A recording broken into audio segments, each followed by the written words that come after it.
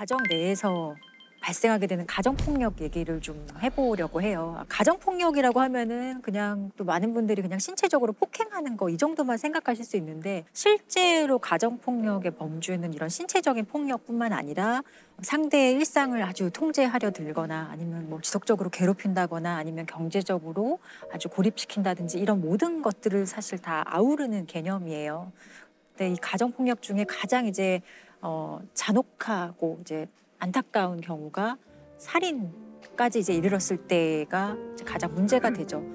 보통 이것을 이렇게 부부 사이는 보통 영촌이라고 많이 얘기를 하잖아요. 예, 촌수가 없고 영촌 살인 이렇게 많이 표현을 합니다. 요즘 이게 좀 문제가 되죠. 사회적인 문제도 있는데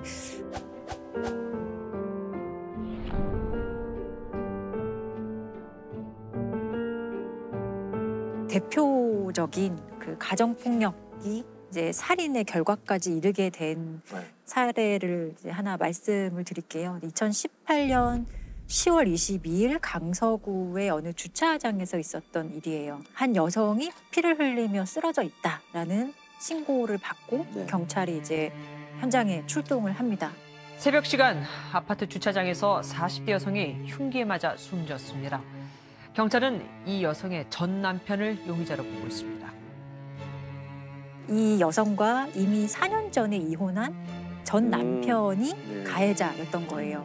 근데 이 사건이 뭐 단순 살인 사건인가 하고 이제 경찰이 더 들여다봤더니 이미 이 피해 여성은 여러 차례 이 남성과의 사이에서 어떤 폭력 피해를 입었었고 또 경찰에 신고한 이력도 여러 번 있었던 거예요. 그래서 가장 잔혹하고 극단적인 성향을 보여주는 그 대표적인 폭력 사건이 2015년 2월에 있었던 사건인데 당시에 이 피해 여성이 친구들과 함께 여행을 갔다고 해요. 근데 이 여행 가는 것을 가해자가 되게 못마땅해 했고 여행에서 돌아오는 피해자를 기다렸다가 주차장으로 끌고 가서 아주 막 잔인하게 폭행을 해요. 근데 여기서 멈추지 않고 이 가해자는 어떤 행동을 하냐면 피해 여성의 언니와 그리고 딸들에게 연락을 해요. 문자로 좋은 구경 있으니까 집으로 와라 라고 해요. 그래서 완전 참혹하게 맞은 엄마의 모습을 그대로 보여주는 거예요. 정말 얼굴에 주름질 곳이 없을 정도로 맞아서 퉁퉁 부어있는 상태였어요. 아빠의 흥분을 가라앉히기 위해 매달려서 빌고 빌었지만 흉기를 들고 위협까지 하는 상태였어요. 그게 몇 시간 동안 지속되다 보니까 제가 참다 못해서 경찰에 신고를 했고요.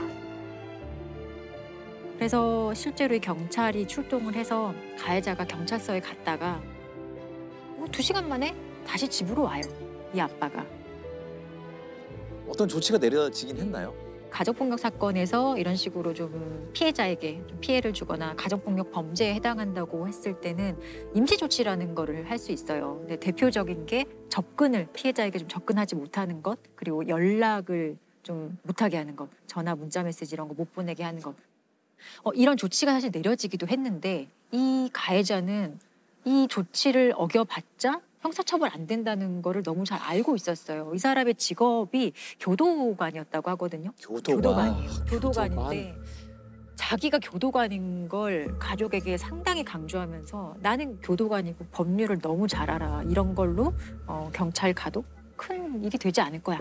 나는 구속되지 않을 거야. 처벌받지 않을 거야 라는 것을 그 가족들에게 항상 이런 식으로 사실 좀 세뇌하면서 자신의 어떤 장악력을 계속 좀 키웠던 것 같아요. 심리적으로 상당히 좀 피해자들을 지배하려고 했던 것 같아요. 근데 결국은 이혼도 안 하고 그냥 산 건가요? 그래서 이 사건을 계기로 도저히 안 되겠다 생각해서 이 두 사람은 이혼을 하게 돼요.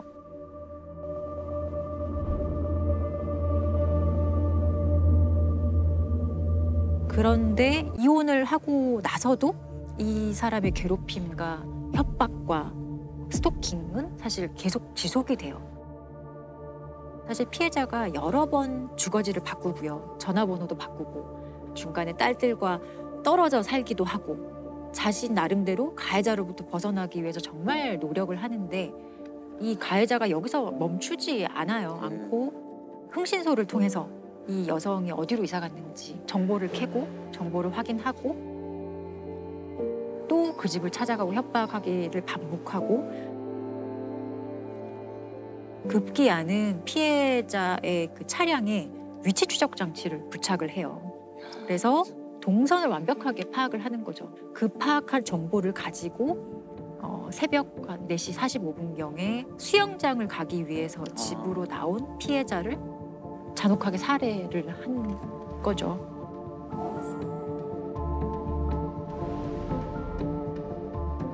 이 가해자의 처벌이 너무 궁금합니다. 어떻게? 가해자는 무기징역이 이제 구형이 됐지만 징역 30년으로 아, 최종 갑자기 확정됐어요. 또 그 1심 판결문의 이제 판결 이유를 보면 계획적인 범행을 통해서 피해자를 살해하게 이른 것으로 엄히 처벌할 필요가 있다는 것을 인정하면서도 다만 피고인이 변론 종결 이후 제출한 반성문을 통해 뒤늦게나마 고인과 유족들에게 사죄의 의사를 표시하고 있는 점을 이제 고려를 했다는 거예요, 양형에. 별로 그런 거 고려 안 해도 될 것 같은데.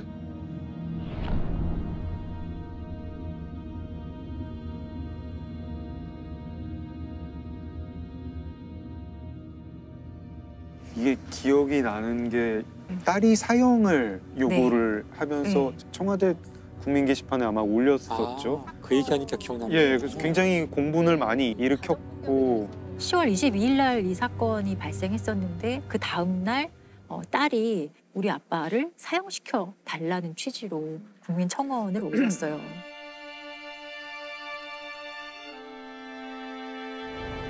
18년 10월 22일 강서구 등촌동 47세 여성 살인 사건의 주범 저희 아빠는 절대 심신미약이 아니고 사회와 영원히 격리시켜야 하는 극악무도한 범죄자입니다. 제2, 제3의 피해자가 생기지 않도록 사형을 선고받도록 청원드립니다. 엄마는 늘 불안감에 정상적인 사회활동을 할 수 없었고 보호시설을 포함 5번의 숙소로 옮겼지만 온갖 방법으로 찾아내어 엄마를 살해 위협했으며 결국 딸이자 엄마는 허망하게 하늘나라로 갔습니다. 피해자인 아빠는 치밀하고 무서운 사람입니다. 엄마를 죽여도 6개월이면 나올 수 있다고 공공연히 말했으며 사랑하는 엄마를 13회 칼로 찔러 우리의 모든 것을 빼앗아 갔습니다.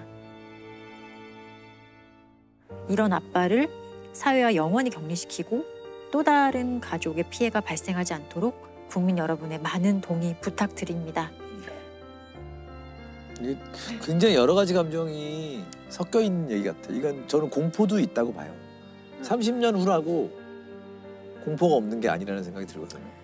읽으면서 굉장히 그때 공감을 했었고 주변 사람들 네. 다 보면서 이건 좀 사형을 좀 시켰으면 좋겠다는 마음이 막 일어났고 딸들은 신상 공개까지 원했다 그래요.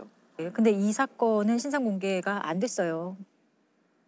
딸들이 그래서 인터넷 커뮤니티에 이 사람이 우리 아빠고 엄마를 죽인 살인자다라고 하면서 아빠의 신상과 사진 2장을 올려서 딸들이 아빠의 신상을 공개하는 상황이 이제 일어나게 되는 거예요.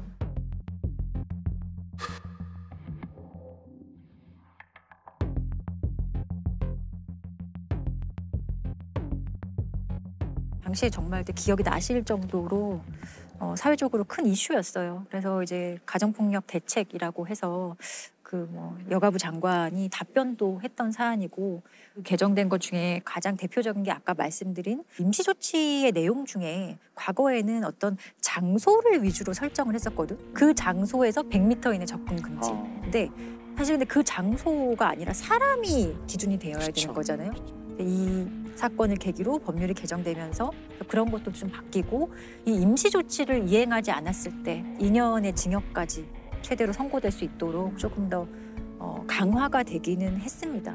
너무 예고된 그럼요. 범죄라고 할 수 있기 때문에 이런 피해자를 막을 수 있는 제도가 있어야 되지 않나요? 근데 이거는 사실 이런 조짐이 보일 때 강력하게 어떤 이제 가해자에 대해서 어떤 처벌이 좀 이루어지고 이제 이런 행동을 하면은 내가 조금 힘들 수 있겠다 이런 메시지를 줄 수 있어야 되거든요. 근데 지금까지 우리 법률 특히 이제 가정폭력 범죄 처벌에 관한 특례법이라고 있는데 이 법률이 가장 문제점으로 지적받는 거는 법률의 입법 목적이에요. 제가 입법 목적 일부를 한번 읽어드리면은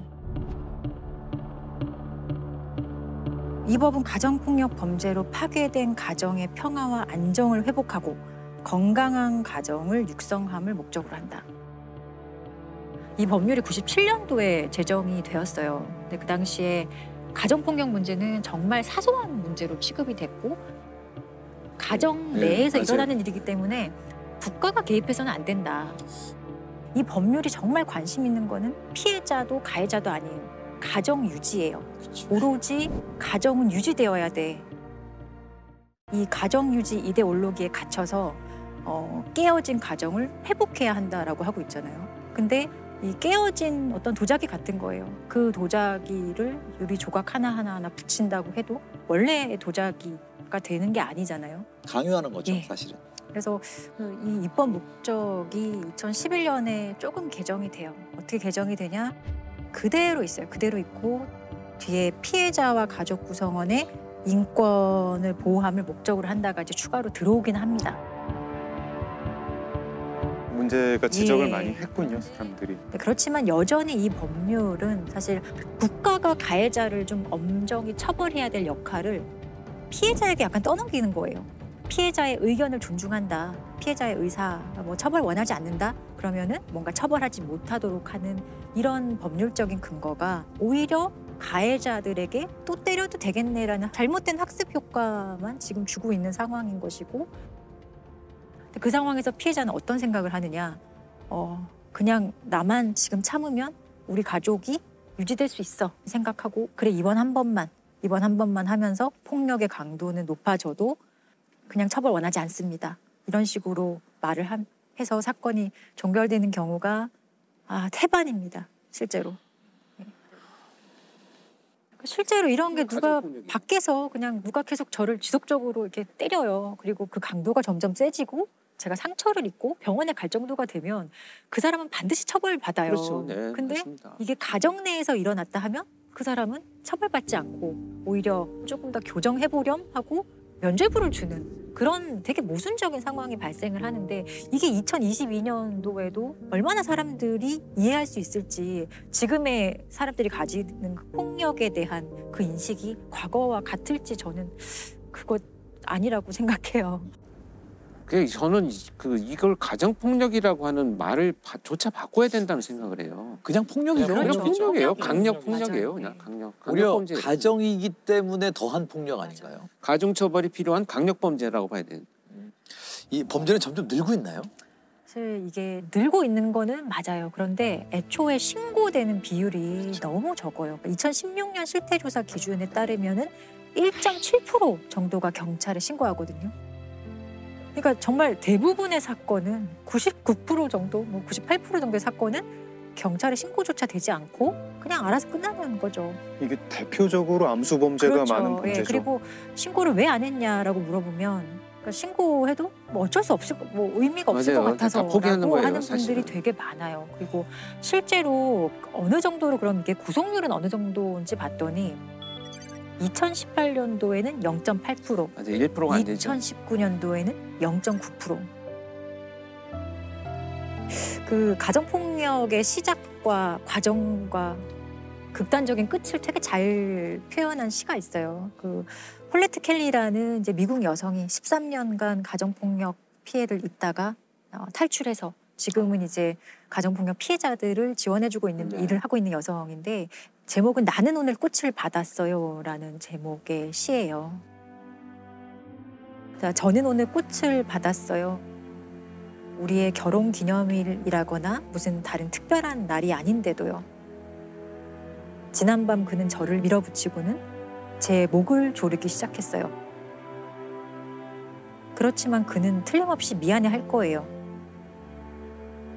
왜냐하면 오늘 저에게 꽃을 보냈거든요. 저는 오늘 꽃을 받았지요. 오늘은 아주 특별한 날이었어요. 바로 제 장례식장 날이었거든요. 지난밤 그는 드디어 저를 죽였어요.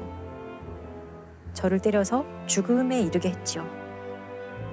제가 좀 더 용기를 갖고 힘을 내서 그를 떠났다면 저는 아마 오늘 꽃을 받지는 않았을 거예요. 사실 되게 짧은 시인데 여기에 가정폭력의 뭐 어떤 특징과 그렇죠. 네. 양상과 다 드러나 있는 시예요. 마지막 문구가 너무 안타깝네요. 네. 결국은 자기 또 탓을 하고. 네, 자기가 그냥 받지 말 걸, 그냥 용기 내서 그냥 나갈 걸. 진짜 이 법률이 친밀한 관계에 의한 폭력, 살인, 뭐 영촌 살인 이런 거를 사실 방조한 것 같아요. 그래서 정말 이 법률에 대해서 좀 관심 가져야 돼요. 이게 지금 제대로 되고 있는지. 법이 보호해 드려야 될 분들이잖아요. 가정폭력 피해자분들. 뭐 이런 것들까지 안타까운 해야 되니 얘기들을 참 네. 답답하네요. 네, 그렇습니다. 2011년 1월 달에 경찰관이 보험 사기를 하려고 하다가 자기 어머니를 살해한 사건이 있었습니다. 어머니를 폭행해 숨지게 한 현직 경찰 간부 이모 씨가 구속 수감됐습니다. 보험금을 타내기 위한 것으로 보이는데요. 어머니를 폭행해 장기 출혈로 6시간 만에 숨지게 한 혐의입니다. 경찰관이 빚이 많이 생겼어요. 네, 네. 여기저기 돈도 빌리고 이런 흔적들이 나타났는데 자동차에 부딪히면 상처가 없이 그냥 아프지 않나요? 교통사고로 위장을 하려고 큰 볼링공으로 엎드려 있는 자기 어머니의 등에 떨어뜨려서 결국 자기 어머니가 사망을 했던 거죠. 그래서 이제 그 CCTV를 분석을 해보니까 자기 어머니가 살고 있는 아파트에 헬멧을 쓴 다음에 볼링공을 들고 올라가는 계단에서의 걸음을 거리를 보니까 동료들이 보니까 이 걸음걸이를 금방 알겠는 거예요. 이래서 이제 체포를 하게 됩니다. 이 사건은 CCTV의 걸음걸이를 분석했다라는 것이 굉장히 중요한 단서로 작용이 됐기 때문에 법부행 분석을 해야 되겠다는 필요성이 좀 대두된 사건입니다. 요즘은 이제 법 영상 분석 연구원이 따로 있고요. 2차원 영상에 기록된 장면을 3차원으로 시뮬레이션해서 피사체의 크기나 길이 등 것들을 파악해서 현장을 재구성하고 있습니다. 자백을 그래서 결국 했나요? 끝까지 부인을 했어요. 그래서 제가 투입이 됐는데 사실 제일 힘든 건 사이코패스들의 범죄를 자백받는 게 아니에요. 신문 기법에 대한 교육을 받은 실무자가 사실 제일 힘들어요. 특히 이자 같은 경우에는 제가 수사연수원에 교수로 근무를 할 때 신문기법 과정에 교육을 들어와서 교육을 다 받고 간 사람이에요. 교수님 수업을 들었다는. 내 수업 다 들었어요. 교수님의 제자였던 건가요? 진짜죠. 그러니까 이런 사람을 대상으로 뭔가를 한다는 것은 내 카드를 쉽게 말하면 다 보여주고 게임을 하자라는 것과 마찬가지 상황이 된 거죠. 막막한 심정으로 현장에 이제 투입이 됐는데 제가 들어갔더니 아니나 다를까 결국 오셨군요 이렇게 얘기를 하더라고요. 그런데 너 집에서부터 수갑을 차고 왔느냐 여기서 수갑을 찼느냐 하고 질문을 했더니 아이들을 한 번씩 안아주고 여기 와서 내가 체포됐다 이렇게 얘기를 합니다. 그래서 그 순간 제가 그래 바로 이거다. 뚫고 들어갈 만한 심리적인 구멍은 여기구나 라는 생각을 해서 네 머릿속에는 법정에서 이미 빠져나갈 구멍을 너는 머릿속에서 엄청나게 생각을 하고 있을 것이다. 그런데 너는 어머니를 살해한 죄로 지금 체포가 된 거다. 그렇다면 어머니를 살해한 우리 형, 할머니를 살해한 우리 아빠 이렇게 가족들이 네가 그런 법정에서의 투쟁을 해나가는 것을 이해하고 도와주려면 그러기 전에 먼저 그 사람들을 설득하고 가는 것이 나도 마지막에 배려다. 제안이자 배려다. 라고 이렇게만 얘기해서 너 자백하든지 말든지 난 관심 없다. 그랬더니 이제 고민을 합니다.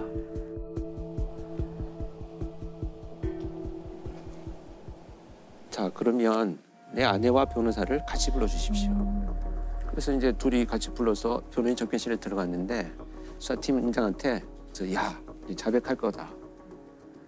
2시간 만에 문을 열고 나오더니 나 보험 사기 하려다 이렇게 된 거야. 그러면서 복도에서부터 막 그냥 자백을 하기 시작을 했어요. 근데 이 신문 전략이 뭐냐면 새로운 것을 부각시켜서 판단의 기준을 바꾼다라는 게 있거든요. 네. 빨리 범죄를 드러내고 가족들과 상의하고 변호사한테 조력을 받는 것이 더 필요해. 새로운 것을 이렇게 확 부각을 시켜줘 버렸어요. 그러니까 자백이라는 것을 선택을 하게 되는 거죠.